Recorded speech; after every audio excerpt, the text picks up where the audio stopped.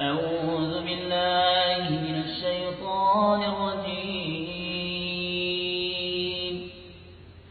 ومن الناس من يتخذ من دون الله أندادا يحبونهم كحب الله والذين آمنوا أشد حبا لله ولو ترى الذين ظلموا إذ يرون العذاب أن القوة لله جميعا وأن الله شديد العذاب إذ تبرأ الذين اتبعوا من الذين اتبعوا ورأوا العذاب وتقطعت بهم الأسباب وقال الذين اتبعوا لو أن لنا كرة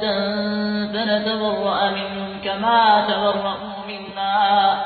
كذلك يريهم الله آمالهم حسرات عليهم وما هم بخارجين من النار يا أيها الناس كلوا مما في الأرض حلالا طيبا ولا تتبعوا خطوات الشيطان إنه لكم عدو مبين. الحمد لله رب العالمين الرحمن الرحيم مالك يوم الدين إياك نعبد وإياك نستعين اهدنا الصراط المستقيم صراط الذين أنعمت عليهم غير المغضوب عليهم ولا الضالين. ويسألونك عن المحيض قل هو أذى فاعتزلوا النساء في المحيض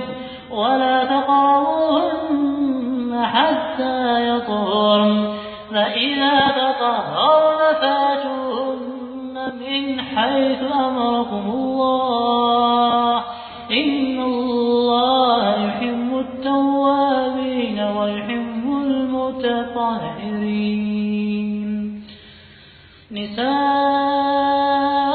حرث لكم فأتوا حرثكم أنى شئتم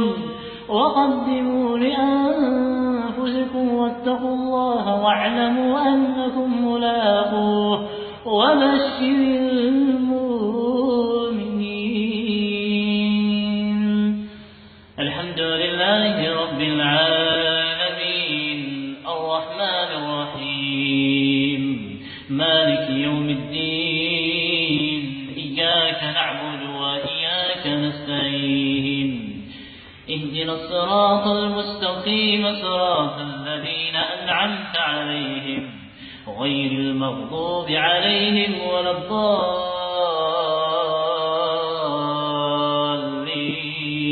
الضالين.